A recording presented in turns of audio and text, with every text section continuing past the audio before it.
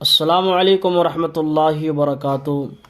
دوستو، آج میں آپ حضرات کو نورانی قاعدہ کا تختی نمبر 1 یعنی سبق نمبر 1 بتانے والا ہوں کہ نورانی قاعدہ کو کس انداز میں سیکھیں اور کس انداز سے پڑھیں، اور کس انداز میں پڑھیں گے تو بہترین قرآن کریم ہم کو پڑھنا آ جائے گا۔ تو چلیے ہم تختی نمبر 1 سے اپنے سبق کو آگے بڑھاتے ہیں۔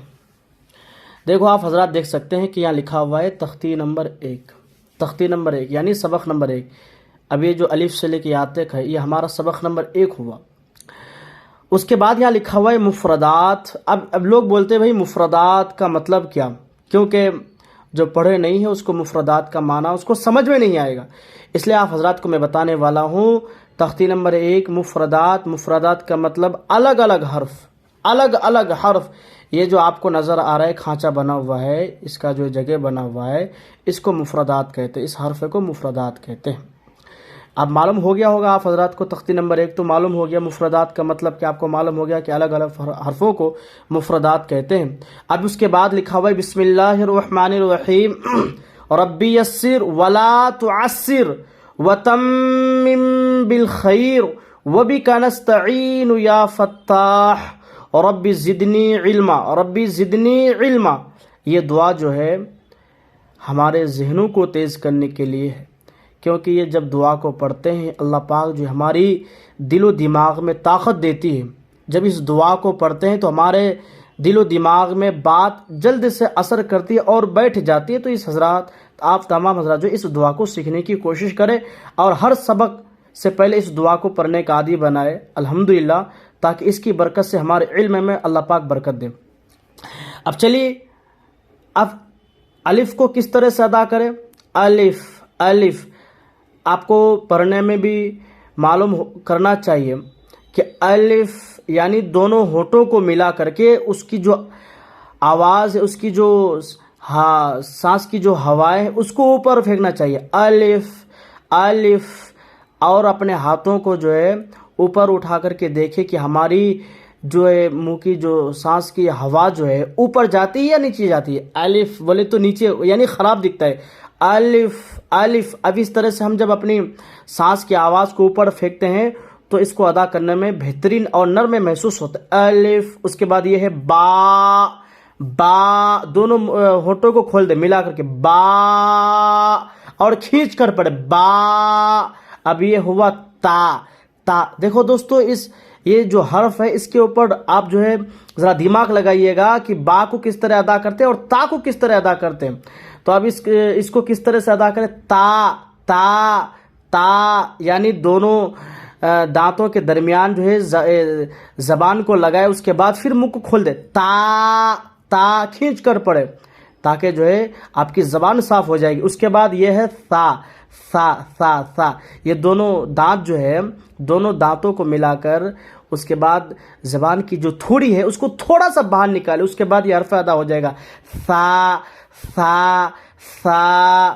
اب اس کے بعد ہم اس حرف کو ادا کریں جیم، جیم بالکل ایک دم حرکت میں آواز میں دم لگا کر کے جیم، جیم کھینچ کے پڑھنا چاہیے جیم۔ جب یہ حرف ہمارے زبانوں پہ ریپیٹ ہو جائیں گے، جب ہم اچھے سے پڑھنا سیکھ لیں گے تو اس کے بعد آٹومیٹکلی بہترین انداز میں قرآن کریم ہم سیکھ سکتے ہیں اور قرآن کریم کو تجوید کے ساتھ ہم ادا کر سکتے ہیں، پڑھ سکتے ہیں۔ اس کے بعد یہ ہے ہا، ہا۔ دیکھو دوستو اس میں ہمیں اتنی طاقت لگانا، اتنے طاقت لگانا کہ ہم کو محسوس ہو جانا کہ حرف کہاں سے ادا ہوتی ہے۔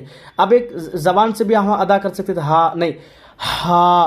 جب ہم اپنے طاقت اس حرف کو نکالنے کے لیے استعمال کرتے ہیں تو ہم کو محسوس ہوتا ہے کہ یہ جو ہے حرف ہے جو سینے سے ادا ہوتی ہے ہا ہا۔ اس کے بعد یہ ہے خا، خا۔ اب جب اس حرف کو جب ہم ادا کرتے ہیں تو ہم کو جو یہ حلق کا جو قوہ ہے نا اس سے یہ ادا ہوتی ہے خا خا خا۔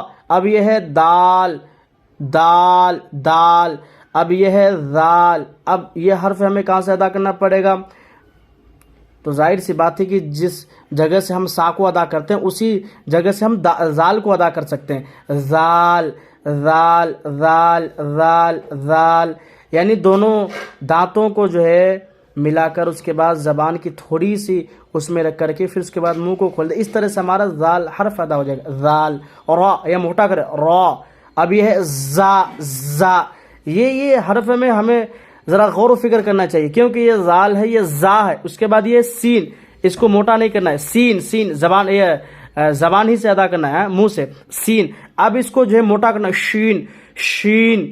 تو اب ہمیں اس چیز کو سیکھنے کے لیے کیا چیز کی ضرورت ہے؟ شین. شین. منہ کو گول کرنا ہے، اس کے بعد زبان کو اندر ہی رکھنا ہے. اس کے بعد یہ پھر حرف موٹا ہو جائے گا. اور یہ صاد. صاد. ضاد. طا. اب یہ اور اس میں فرق کرے.